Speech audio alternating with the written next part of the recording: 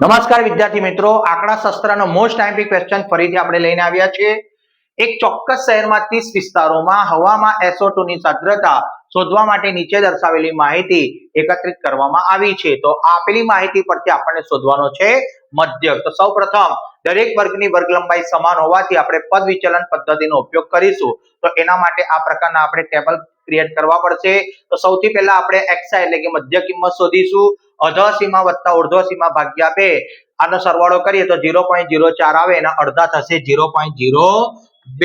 હવે દરેકમાં 0.04 આપણે એડ કરતા જઈશું તો 0.06 0.10 0.14 0.18 અને 0.22 આ રીતે આપણને દરેક વર્ગની મધ્ય કિંમત પ્રાપ્ત થશે। હવે આપણે ui એટલે શું? xi - a / h બરાબર આપણે દરેક વર્ગની વર્ગ લંબાઈ છે 0.04। તો સૌથી પહેલા આપણે એક ધારેલો મધ્યક સપોઝ કે ભાઈ આપણે આ દર્શાવી દઈએ, એ આપણા માટે ધારેલો મધ્યક છે। અહીંયા આપણે દર્શાવીશું 0, અહીંયા -1 1 2 3 અને 4। હવે આપણે જે ટેબલ બનાવવાનું છે fi ગુણ્યા ui, તો આપણે એનો બંનેનો મલ્ટીપ્લાય કરીશું તો ભાઈ 4 એકો 4, કોઈ પણ સંખ્યાને 0 સાથે ગુણો તો 0, 9 એકમ 9, 2 2 4, 4 તાલી 12 અને 2 ચોક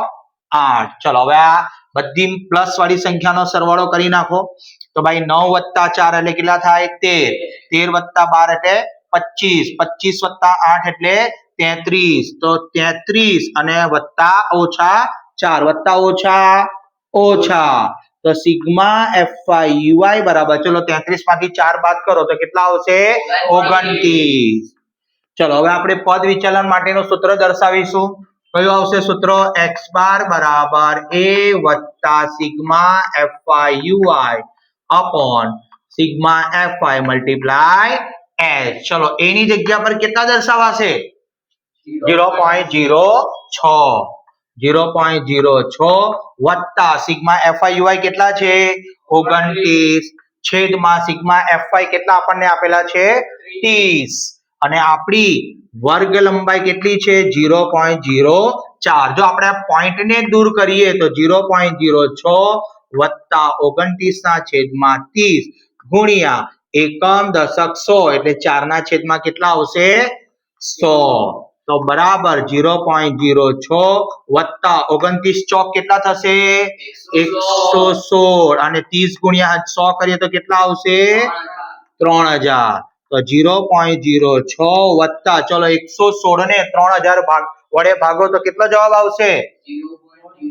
0.0386। ચલો હવે આનો સરવાળો કરો કેટલો આવશે? 0.0986। તો આ તમે જોઈ શકો છો કે આ સંખ્યા છેલ્લી અંક 6 અને એની આગળ 8 છે, તો 5 કે 5 કરતા મોટી સંખ્યા હોય તો આગળ આપણે 1 ઉમેરીએ છીએ તો આપણો ફાઇનલ જવાબ આવશે x બાર બરાબર 0.099।